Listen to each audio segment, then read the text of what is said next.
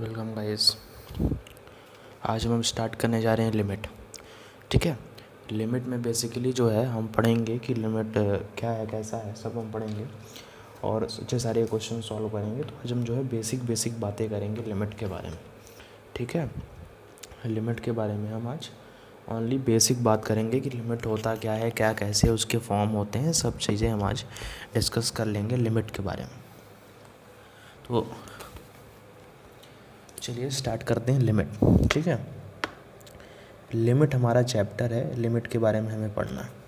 सबसे पहला जो क्वेश्चन आता है लिमिट का, that is limit of what. Limit of what यानी लिमिट किसकी? तो इसका जो आंसर है दैट इज़ फंक्शन की।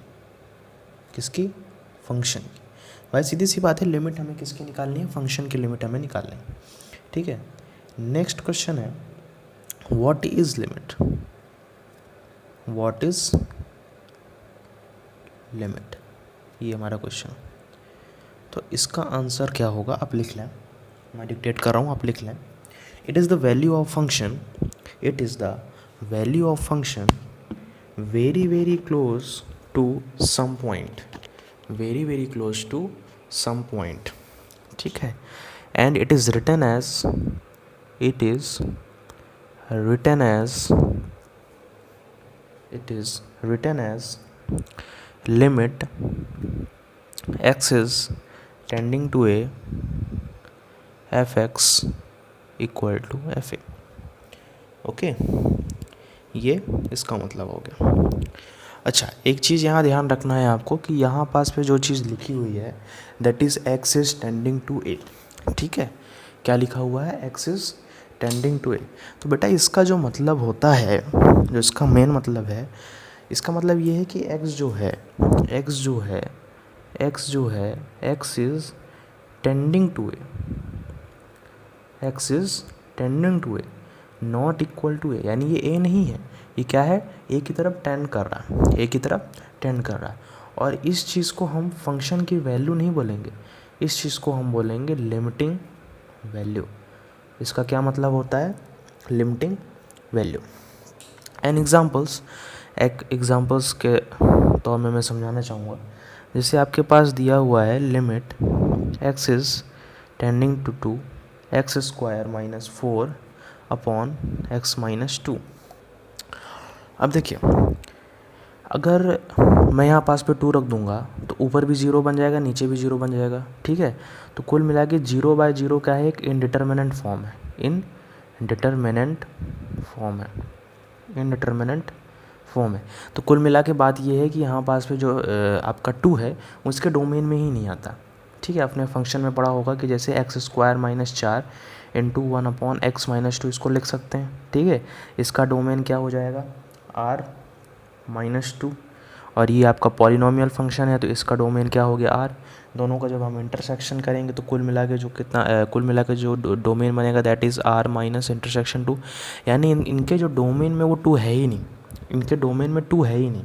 इसलिए हम क्या करेंगे, 2 के हल्का सा आगे, 2 के हल्का सा आगे और 2 के हल्का सा पीछे जाके हम वैल्यूज़ को पता करेंगे, ठीक है। मेन मकसद लिमिट का यही है। लिमिट का मेन मकसद ये है कि अगर कोई भी ग्राफ है उसमें छोटी मोटी अगर कुछ भी टूटा फूटा है ना, ग्राफ में अगर कहीं टूट फूट गया या फिर कहीं होल है, कुछ भी, यानी ग्राफ अगर क्रैक है कहीं से, तो उस चीज़ को हम कैसे इग्नोर कर सकते हैं, यही चीज़ आपको लिमिट में समझाया गया है। ठीक है, तो जैसे मैं आपको समझाना चाहूँगा, जैसे आपके पास ये ग्राफ दिया रखा है, ग्राफ नहीं दे रखा, हम इसी का ग्राफ बनाएंगे x square minus 4 upon x minus 2। ठीक है ना, कैसे बनाएंगे समझिएगा।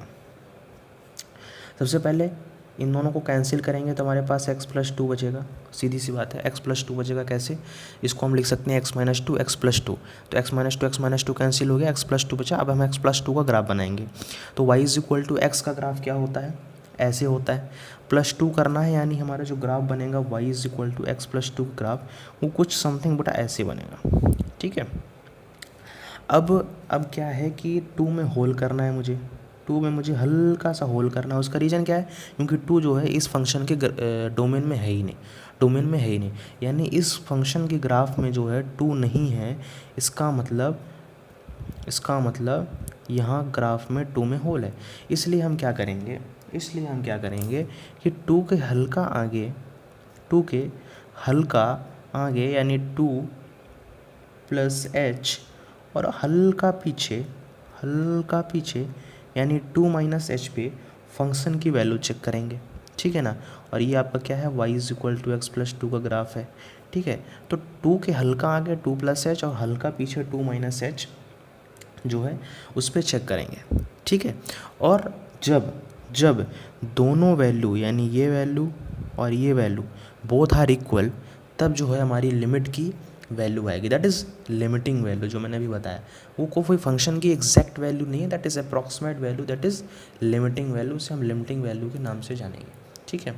तो कुल मिला के ये चीज़ समझा कि जो लिमिट है कोई भी ग्राफ में अगर कोई भी क्रैक है, टूटा फूटा है ग्राफ, तो उसको हम कैसे इग्नोर कर सकते हैं। तो ignorance in cracking of graph, यानी ग्राफ में जो क्रैक है, टूटा फूटा है, उसको हम कैसे इग्नोर कर सकते हैं। उसी चीज़ की स्टडी जो है बेसिकली लिमिट है, वही चीज़ को हम लिमिट में पढ़ते हैं। ये तो बहुत ज़्यादा हमने गैप यहाँ पास पे दिखाने के लिए शो किया है, बाकी बहुत ही माइनर सा गैप होता है, ठीक है। आई बात पकड़ में। अच्छा, यहाँ पास पे जो एच है इसका मतलब होता है infinitely small positive number, that is infinitely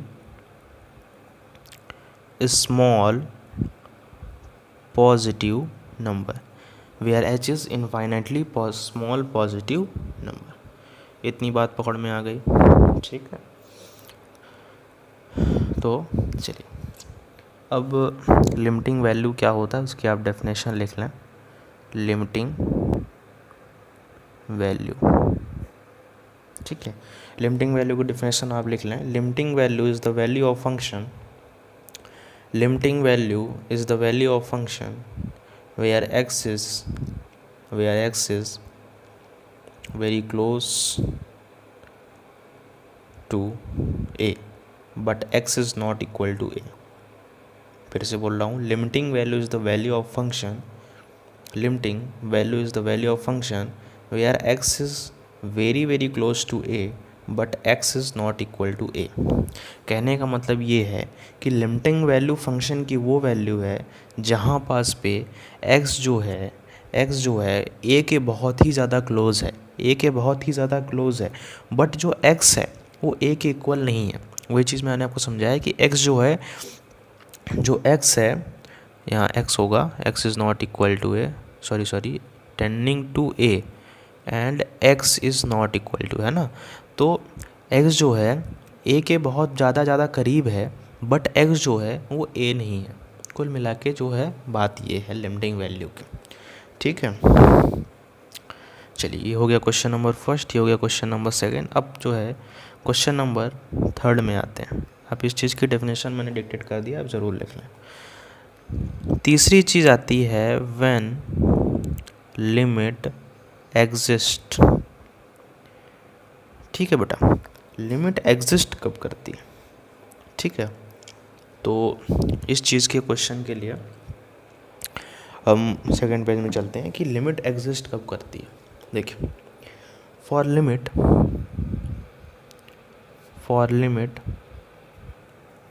x is tending to a f x, ठीक है।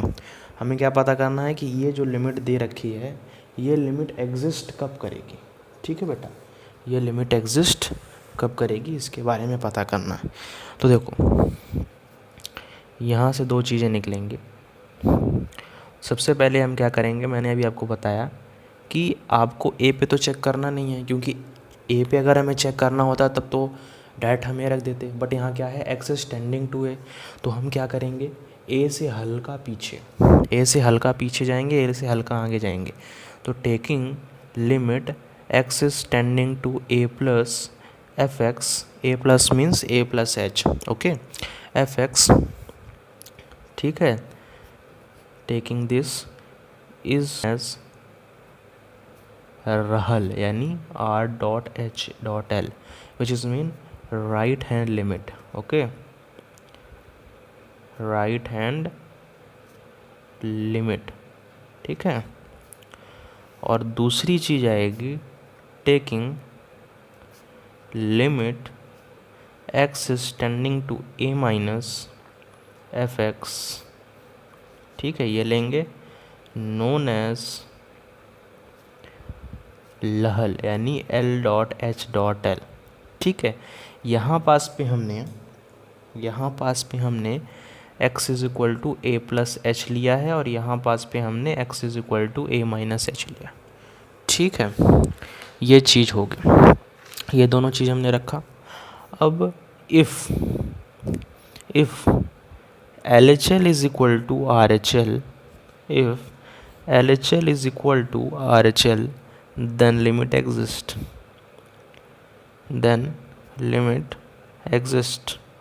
तब जो हमारी लिमिट है that will exist. कुल मिला के समझ में बात आई. यानी f a minus h equal to f a plus h equal to कोई एक फाइनाइट वैल्यू आती है then limit exist in mathematical form. हमने आपको समझा दिया. यानी कुल मिला के हमने क्वेश्चन था कि लिमिट एग्जिस्ट कब करेगी, क्योंकि आप x इज इक्वल टू 2 यहाँ पास पे डायरेक्ट रख नहीं सकते. तो लिमिट एग्जिस्ट कब करेगी, लिमिट के लिए हमें क्या करना पड़ेगा. तो सिंपल हमने क्या समझाया कि limit x is tending to a f x के लिए हमें क्या करना पड़ेगी, दो कंडीशन लेनी पड़ेंगी. एक x is tending to a plus, यानी जैसे मैंने यहाँ बताया 2 से आगे 2 प्लस एच, यानी अगर यहाँ पास पे a है तो a प्लस एच, एक a माइनस एच, दोनों में हम लिमिट की वैल्यू चेक करेंगे. इफ़ बोथ आर इक्वल यानी LHL and RHL are equal then limit exist. यानी a माइनस एच एक बार फंक्शन में रखेंगे, एक बार a प्लस एच फंक्शन में रखेंगे और एक फाइनाइट वैल्यू आने पे लिमिट क्या हो जाएगी, एग्जिस्ट हो जाएगी. यानी वही उसकी लिमिट वैल्यू होगी. ओके. क्वेश्चन नंबर 4 कहता है when to calculate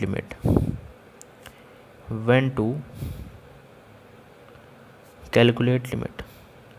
यानी हमें लिमिट कब फाइंड करनी है, तो इसका आंसर है if at x is equal to a f x has indeterminate form,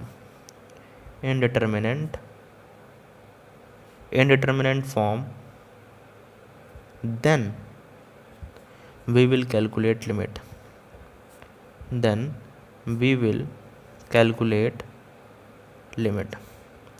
तब हम लिमिट कैलकुलेट करेंगे. यानी x इज इक्वल टू ए पे अगर फंक्शन की जो वैल्यू आ जाती है वो इनडिटर्मिनेंट फॉर्म आ जाती है, तब हमें लिमिट कैलकुलेट करने की ज़रूरत पड़ती है. ठीक है, तो अब बात आती है कि इनडिटर्मिनेंट फॉर्म क्या होते हैं. ठीक है, तो इनडिटर्मिनेंट फॉर्म क्या होते हैं इसके बारे में हम डिस्कस कर लेते हैं कि इनडिटर्मिनेंट फॉर्म क्या होता है. तो देखिए, टोटल जो है मैथमेटिक्स में टोटल 7 इनडिटर्मिनेंट फॉर्म्स अवेलेबल हैं. ठीक है, टोटल 7 इनडिटर्मिनेंट फॉर्म अवेलेबल हैं. जो पहली चार हैं that is algebraic indeterminate form.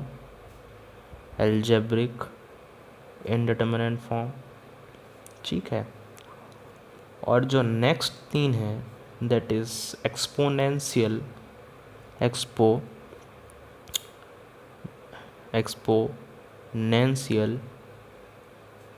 Form है. ठीक है, तो पहली 4 कौन कौन सी हैं उसके बारे में डिस्कस कर लेते हैं. तो सबसे पहले आती है दैट इज़ 0/0, ये आपको याद होनी चाहिए. नेक्स्ट है infinite by infinite, infinite minus infinite and infinite into 0. ठीक है, उसके बाद एक्सपोनेंशियल फॉर्म में आता है 1 की पावर इनफाइनाइट. ठीक है, इनफाइनाइट की पावर 0 एंड 0 की पावर 0, क्योंकि इनमें पावर चढ़िए हुए इसीलिए यहाँ पास पे आप क्या बोलेंगे एक्सपोनेंशियल फॉर्म. बात यहाँ ये कन्फ्यूज़न की आती है, जब तक मैं बताऊँगा नहीं आपको पता नहीं चलेगा कि एग्जैक्टली 1 की पावर इनफाइनाइट जो होता है वो होता है 1। इस चीज़ को आप नोट डाल के लिख लेंगे कि 1 की पावर इनफाइनाइट एग्जैक्टली अगर ये 1 होगा तो उसका 1 हो जाता। तो फिर ये इंडिटरमिनेंट फॉर्म हुई क्यों? इंडिटरमिनेंट फॉर्म का मतलब ये होता है बेसिकली कि अगर हम उसमें मतलब वैल्यू रख दें तो वो कुछ अड़बड़ गड़बड़ आए, यानी मतलब उटपटांग आंसर आए जो एग्जिस्ट ही नहीं करता मैथमेटिक्स में।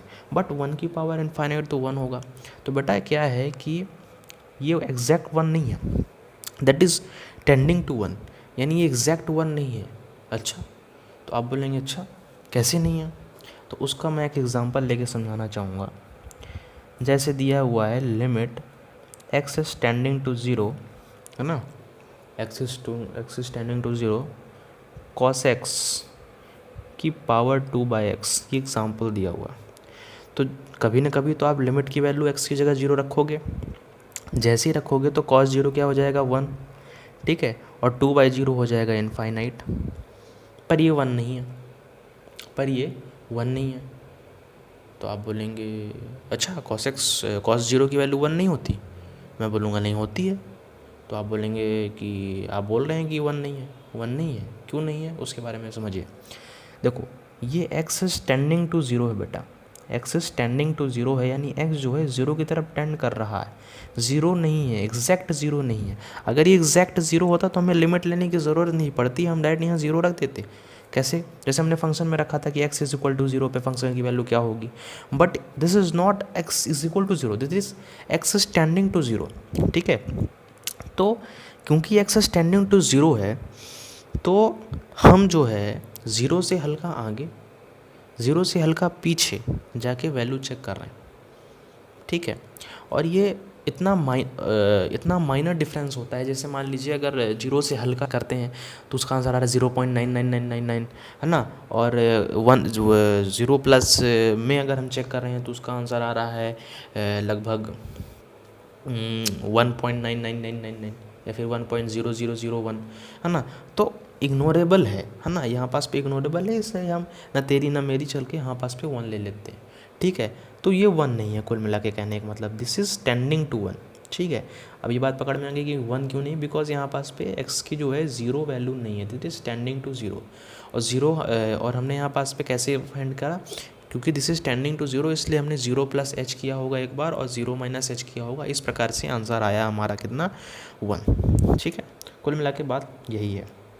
इसी तरह सम में नहीं तो इनफाइनाइट की पावर 0 1 हो जाती, ठीक है। बट यहाँ पास पे जब हम इनफाइनाइट रखेंगे, जब limit x tending to infinite, that is not infinite, वो इनफाइनाइट नहीं है, वो टेंड कर रहा है इनफाइनाइट की तरफ, है ना। 0 की पावर 0 1 हो जाता, है ना। अगर इनफाइनाइट की पावर 0 1 हो जाता तो इनफाइनाइट कहने देता मैं इतना बड़ा नंबर हूँ, मेरे अंदर पावर 0 चढ़ा दी तो 1 आ गया। Not, this is tending to, है ना, ये सब टेंड कर रहे हैं। Not exact infinite, not exact 0, not exact 1, ये 1 नहीं है, ठीक है। इस चीज़ को आप नोट भी कर सकते हैं, यहाँ पास पे आप नोट डाल के लिख लें कि एग्जैक्ट 1 पावर इनफाइनाइट की वैल्यू 1 होती है, ठीक है। और अगर एक से बड़े की पावर इनफाइनाइट आप चढ़ा दोगे, ठीक है, तो वो इनफाइनाइट हो जाएगा। और एक से छोटे की पावर इनफाइनाइट चढ़ा दोगे दैट विल बिकम 0, ठीक है। लाइक जैसे 3 की पावर 4 की पावर इनफाइनाइट जैसे ही चढ़ाएंगे तो आप 0 जाएगा, क्योंकि ये है आपका 1 से छोटा। इतनी बात क्लियर हो जानी चाहिए आपको, ठीक है। आई थिंक मैं समझा पाया हूँगा आप लोगों की बात कि जो 1 है ये 1 नहीं है। क्यों नहीं है? क्योंकि जब आप यहाँ पास पे, जैसे एग्जाम्पल्स मैंने लिया कि यहाँ पास पे जब आप वैल्यू पुट करेंगे तो ये 0 नहीं है, टेंडिंग टू 0 है। तो इसका जो आंसर भी आएगा दैट इज़ टेंडिंग टू 1। और वैसे भी पहले ही बता चुका है this is the limiting value, not the exact value. क्योंकि हम यहाँ पास पे जो गैप है, जो हमारा जो ग्राफ बनता है और जो ये बबल आया है, इस बबल को हम इग्नोर कर सकते हैं, ठीक है। दैट बबल इज़ इग्नोरेबल, इसलिए हम यहाँ पास पे 1 एक मतलब बीच का आंसर हम रख लेते हैं, ठीक है। That is the answer, okay. चलिए कुछ एग्जांपल्स हम देखते हैं ऑफ इंडिटरमिनेंट फॉर्म, है ना। तो एग्जांपल्स ऑफ इंडिटरमिनेंट फॉर्म,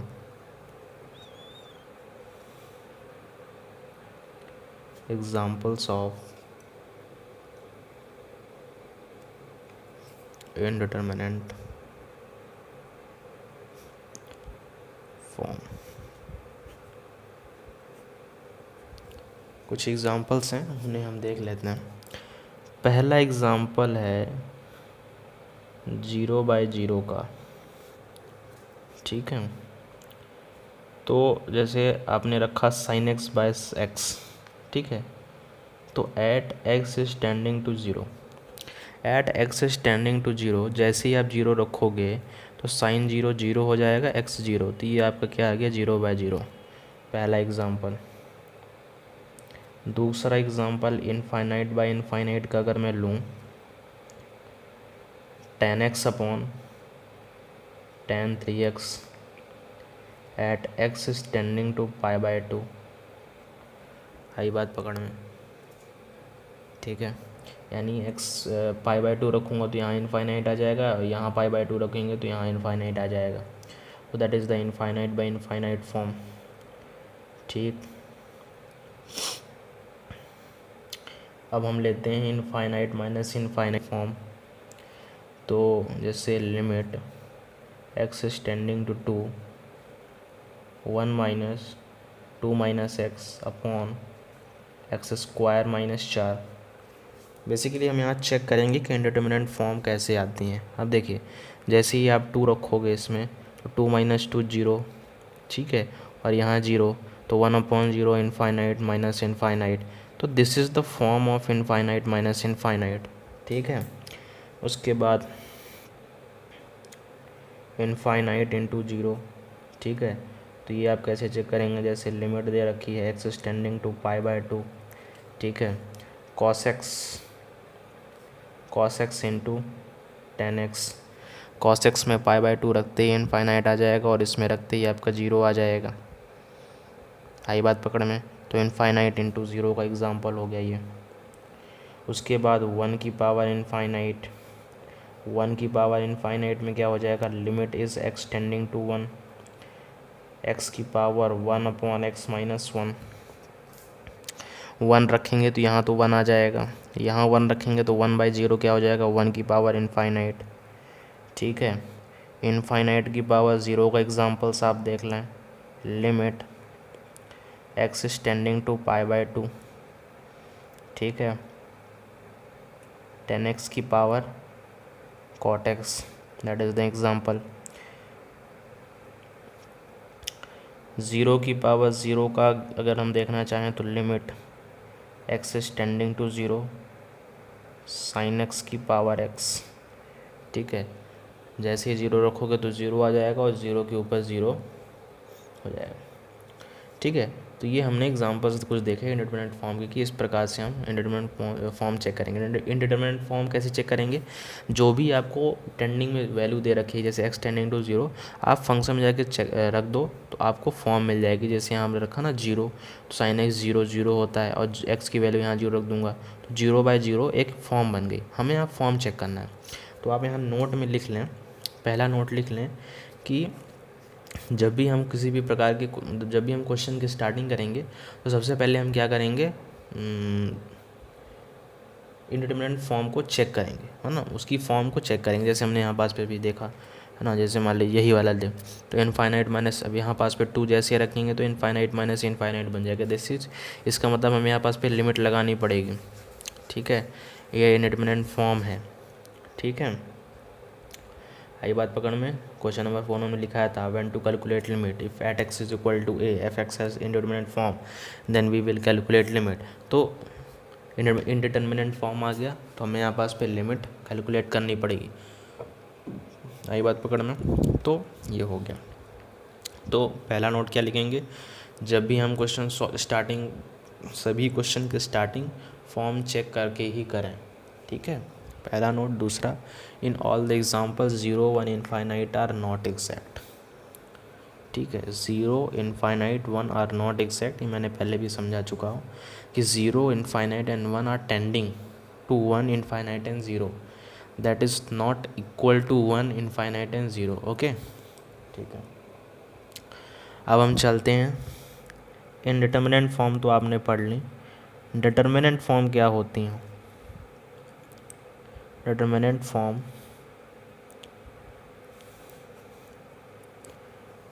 होती हैं, उसके बारे में जानेंगे। ठीक है, पहली डिटर्मिनेंट फॉर्म होती है that is infinite plus infinite equal to infinite. इसका एग्जैक्ट आंसर होगा, ठीक है ना। इंडिटर्मिनेंट फॉर्म में हम एग्जैक्ट आंसर नहीं पता कर पा रहे थे, इसीलिए वो इंडिटर्मिनेंट फॉर्म थी, बट इसमें एग्जैक्ट आंसर होगा। जैसे सेकंड है infinite into infinite is equal to infinite. तीसरा डिटर्मिनेंट फॉर्म है इनफाइनाइट की power infinite that is also infinite. चौथा है ज़ीरो की power infinite equal to zero. यहाँ पास पे कन्फ्यूज़न आ सकती है, यहाँ ज़ीरो की पावर इनफाइनाइट और यहाँ इनफाइनाइट की पावर ज़ीरो है, ध्यान रखो चो। और पाँचवा है limit x is tending to infinite a की पावर एक्स। तो बेटा यहाँ तीन केस बनेंगे। तीन केस कैसे बनेंगे? एक तो पहले आएगा जीरो, दूसरा आंसर आएगा इनफाइनाइट, तीसरा आएगा वन। कैसे? अगर जीरो तब आएगा जब आपका ए है वो ज़ीरो से वन के बीच में, ठीक है।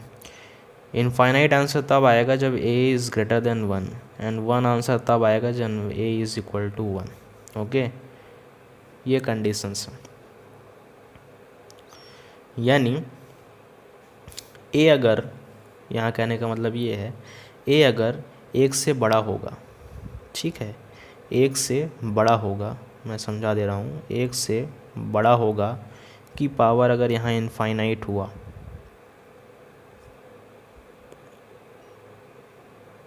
तो इनफाइनाइट होगा, ठीक है। एक से छोटा की पावर इनफाइनाइट होगा, दैट विल बिकम जीरो, ठीक है, दैट विल बिकम जीरो। यानी एक से छोटा की पावर इनफाइनाइट क्या हो जाएगा? जीरो। और एग्जैक्टली वन की power infinite that will become one. देखो, एक अगर ए की वैल्यू अगर वन से बड़ी है, यानी ए जो है वन से बड़ा है, उसकी पावर इनफाइनाइट चढ़ा देंगे, ठीक है, तो क्या हो जाएगा? इनफाइनाइट। एक से छोटे की power infinite zero, exactly one की power infinite equal to one. ये मैंने मैथमेटिकल फॉर्म में समझा दिया, ये गरीब बच्चे के लिए समझाया जिन्हें समझ में नहीं आता, आप रट सकते हैं। ओके, चलिए कुछ एग्जांपल्स ले लेते हैं। एग्जांपल्स ये हैं, टू की पावर इनफाइनाइट, कमेंट बॉक्स में तुरंत बताएं आंसर। वन बाई टू की power infinite, four by three की power infinite, minus three by four की पावर इनफाइनाइट, ई की power minus infinite, and limit x is tending to one plus one upon x minus one. ठीक है, पहला to की power infinite होगा। कैसे होगा? Because year two is greater than one, and जब एक से बड़े की पावर इनफाइनाइट होती है तो क्या होगा? इनफाइनाइट होगा। वन बाई टू की power infinite that become zero, क्योंकि वन से छोटा है, ठीक है। अब इसकी बात करें तो ये तो क्या हो जाएगा आपका? इनफाइनाइट। क्यों? क्योंकि ये वन से बड़ा है, तो ये हो जाएगा पहला तो इनफाइनाइट, और दूसरा कितना हो जाएगा? Zero, that is infinite minus zero, and infinite minus zero become infinite, because infinite plus infinite is equal to infinite, then infinite minus zero is equal to infinite. Okay, अब ई की power infinite देखें तो ई की power ई की power minus infinite है, तो one upon e की power infinite is equal to one upon infinite, then it is zero. आ रही बात पकड़ में? ठीक है, ये हुआ। अब इसका मतलब समझिए, x is tending to one plus, यानी x is equal to one plus h, x is equal to one plus h. And here क्या करेंगे हम, limit h is tending to 0 1 plus h 1 upon 1 plus h minus h, ठीक है, ऐसा कर देंगे। ये 1 से 1 कैंसिल, h की जगह 0 रखेंगे तो 1 प्लस 0 इज इक्वल टू 0, तो 1 की पावर क्या बन गया, इनफाइनाइट इक्वल टू 1 आंसर, ठीक है। अब ध्यान रखिएगा ये जो है ये ग्रेटेस्ट इंटीजर फंक्शन है, ठीक है। और आपने एक तो पहली बात डायरेक्ट वैल्यू रख दी तो 1 प्लस 0, दूसरी बात इस चीज़ से भी समझ सकते हैं कि ग्रेटेस्ट इंटीजर फंक्शन है 1 प्लस है, 1 के प्लस में कुछ है तो 1 से प्लस, अगर 1 के प्लस यानी 1 प्लस 2 यानी 1.2 भी अगर रखें हम तो देखा जाए तो 1.2 अगर होगा तो उसका ग्रेटेस्ट इंटीजर फंक्शन 1 ही होगा, इसलिए यहाँ पास पे 1 की पावर इनफाइनाइट हो जाए, इस चीज़ का ध्यान रखें। अच्छा, कुछ बच्चों के मन में होगा कि h टेंडिंग टू 0 कैसे हुआ, तो ये समझ लीजिए वो इस प्रकार से हुआ कि जैसे x की वैल्यू यहाँ 1 रखूँगा तो 1 इक्वल टू 1 प्लस एच हो जाएगा, तो h की क्या हो जाएगा, h इक्वल टू 0 हो जाएगी, इसलिए h इज टेंडिंग टू 0 हो जाएगा, क्योंकि हमने यहाँ क्या कर दिया, x is equal to 1 plus h रखा है, ठीक है। तो लिमिट h टेंडिंग टू 0 ऐसे करके हमने सॉल्व कर लिया, ठीक है।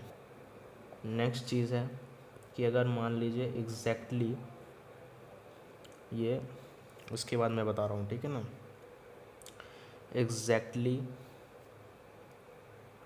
0 अपॉन टेंडिंग टू 0 आए तो क्या बताएंगे आप, इसका आंसर होगा 0, ठीक है। उसके बाद एनी फाइनाइट क्वांटिटी, यानी कोई फाइनाइट क्वांटिटी दे रखी हो और नीचे इनफाइनाइट दे रखा हो तो उसका आंसर क्या आएगा, 0 आएगा, ठीक है। सारी बात पकड़ में एग्जांपल लेके समझाता हूँ। जैसे आपके पास दिया हुआ है limit x is tending to infinite, limit x is tending to infinite, then sine x upon sine x क्या होगा। अब इसको आप फर्दर सॉल्व तो कर नहीं सकते, आप इनफाइनाइट वैल्यू रखोगे तो साइन इनफाइनाइट अपॉन इनफाइनाइट हो जाएगा। साइन इनफाइनाइट की वैल्यू क्या होती है, -1 to 1, ठीक है, और इनफाइनाइट नीचे है ही, ठीक है। -1 to 1 मीन्स क्या होता है, फाइनाइट वैल्यू है, इनफाइनाइट वैल्यू तो है नहीं, कोई -1 से 1 के बीच में कोई एक ही वैल्यू आएगी, तो ये फाइनाइट वैल्यू अपॉन इनफाइनाइट तो 0, this is also an identity, okay, important है, ध्यान रखेंगे। Next, limit x is tending to infinite sine square x upon x, square होने से क्या हो गया, -1 से क्या हो जाएगा, अब 0 to 1 हो जाएगी इसकी वैल्यू साइन स्क्वायर x की, जैसे इनफाइनाइट रखेंगे नीचे इनफाइनाइट है ही, तो कुल मिला के आंसर फिर से 0 आ जाएगा, आई बात पकड़ में। उसके बाद limit x is tending to infinite cos x upon x है, ठीक है, कॉस x अपॉन x, तो क्या हो जाएगा, कॉस इनफाइनाइट अपॉन इनफाइनाइट, इसकी भी वैल्यू -1 to 1 होती है और infinite equal to 0, because this is the finite value, ठीक है, आई बात पकड़ में। चलिए एक नोट लिख लें, मोस्ट इम्पॉर्टेंट नोट ये लिख लीजिए बेटा, that is multiple answer are not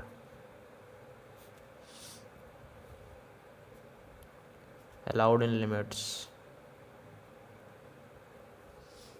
ठीक है। यानी एक से अधिक अगर आंसर आता है तो उस कंडीशन में हम बोल देंगे लिमिट डज नॉट एग्जिस्ट, ठीक है। Question number 5, how to calculate limit, limit हमें कैलकुलेट कैसे करनी है, तो लिमिट कैलकुलेट करने के लिए जैसे आपके पास क्या दे रखा है, limit x is tending to a f x. Okay, अब हमें क्या करना है, a फाइंड करना है। ठीक है, a फाइंड किया तो हमें क्या पता चला कि एफ ए इज इंडिटरमिनेंट। ठीक है, दो ही चीज़ होंगी, या तो हम जैसे ही इसमें a रखेंगे, है ना, हमें क्या करना है, फाइंड एफ ए फाइंड करना है। तो जब a रखूँगा मैं एफ एक्स में, तो एफ ए जो होगा वो इंडिटरमिनेंट फॉर्म होगा, या एफ ए क्या होगा, एक डिटरमिनेंट फॉर्म होगा। दो ही कंडीशन आएंगे, ध्यान रखिएगा। एफ ए या तो इंडिटरमिनेंट होगा या इंडिटरमिनेंट होगा, सॉरी, या इंडिटरमिनेंट होगा या फिर डिटरमिनेंट होगा। If it is indeterminate then use method of evaluating limit, है ना, लिमिट से हम सॉल्व करेंगे। और अगर डिटरमिनेंट होगा then find LHL which is x is equal to a minus h, then RHL which is x is equal to a plus h, and then check LHL is equal to RHL or not। ठीक है, if LHL is equal to RHL it means limit exists, and if it is not then limit does not exist, LD यानी। ठीक है,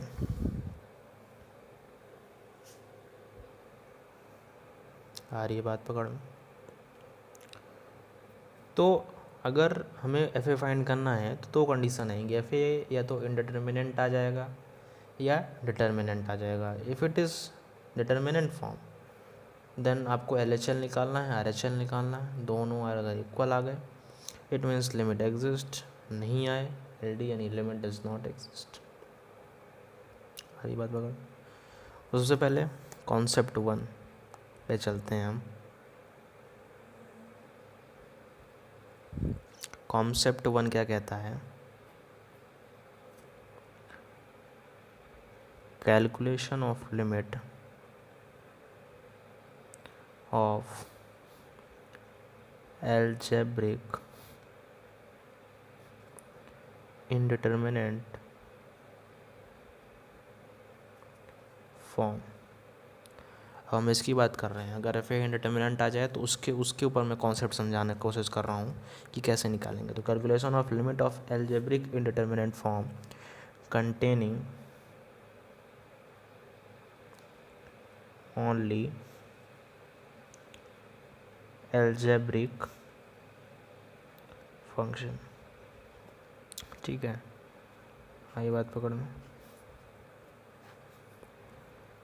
तो पहला for 0/0 form, अगर आपके पास 0/0 form आती है तो उसके लिए आप क्या करेंगे, लिख लीजिए। बेसिकली आपको क्या करना है, लिख लें, यूज़ रेशनलाइजेशन, यूज़ रेशनलाइजेशन और डबल रेशनलाइजेशन, यानी रेशनलाइजेशन करेंगे या फिर डबल रेशनलाइजेशन करेंगे अगर 0/0 फॉर्म आ जाता है तो। उसके बाद नेक्स्ट फैक्टराइजेशन और बाइनोमियल अप्रॉक्सीमेशन और एल हॉस्पिटल रूल। ठीक है, और finding factor and cancelling them. ये 5-6 मेथड है, मैं फिर से बता देता हूँ। Rationalization, double rationalization, factorization, binomial approximation, L Hospital rule and last finding factor and cancelling them. Finding factor and cancelling them, ये कुछ रूल्स हैं। ठीक है, तो कुछ क्वेश्चंस करते हैं इसके ऊपर तो आपको समझ में आएगा। पहला क्वेश्चन यहाँ पे लिख जरूर लेंगे, ठीक है। पहला question, limit x is tending to 5 under root x minus 1 minus 2 upon x minus 5। Firstly we have to check the form. 5 put करोगे, 5 माइनस 1 दैट इज़ 4 यानी 2 माइनस 2 बनेगा, नीचे 5 माइनस 5 बनेगा यानी 0/0 फॉर्म आ रही है। फॉर्म आप चेक कर सकते हैं। 5 रखेंगे, 5 माइनस 1 4 अंडर रूट 2 तो 2, तो 2 minus 2 is equal to 0 and 5 minus 5 जो है 0/0 फॉर्म बन रहा है। 0/0 बन रहा है और रूट भी दे रखा है, तो हम रेशनलाइजेशन कर देंगे तो अच्छा महसूस होगा हमें, ठीक है ना। बिकॉज रूट दे रखा है इसलिए रेशनलाइजेशन करेंगे, ठीक है। तो रेशनलाइजेशन करते हैं। Limit x is tending to 5 under root x minus 1 minus 2 x minus 5 into x minus 1 plus 2 under root x minus 1 plus 2। Rationalization of numerator, rationalization of numerator. Limit x is tending to 5, this will become x minus 1 minus 4 a square minus b square का formula लग जाएगा, नीचे x minus 5 into 1 upon under root x minus 1 plus 2। Okay, this will cancel it this and this, so we have to only n x, तो हमें क्या बचेगा, और फिर हम लिमिट कर देंगे, पुट लिमिट, तो हमारे पास क्या बचेगा, that is 1 upon under root 5 minus 1 plus 2 यानी 1 अपॉन अंडर रूट 4 प्लस 2 यानी 1 upon 4, that is our answer, ठीक है। एक नोट लिख लें, under root minus under root या अंडर रूट माइनस समथिंग, ठीक है, देन यूज रेशनलाइजेशन,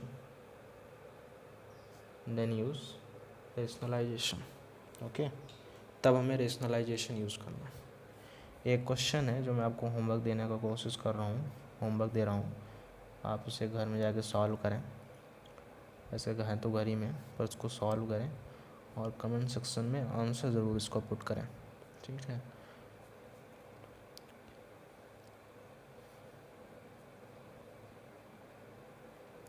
ठीक है, सबसे पहले आपको क्या करना है, इसकी फॉर्म चेक करना है। फॉर्म चेक करने के बाद रेशनलाइजेशन करना पड़ेगा, ठीक है।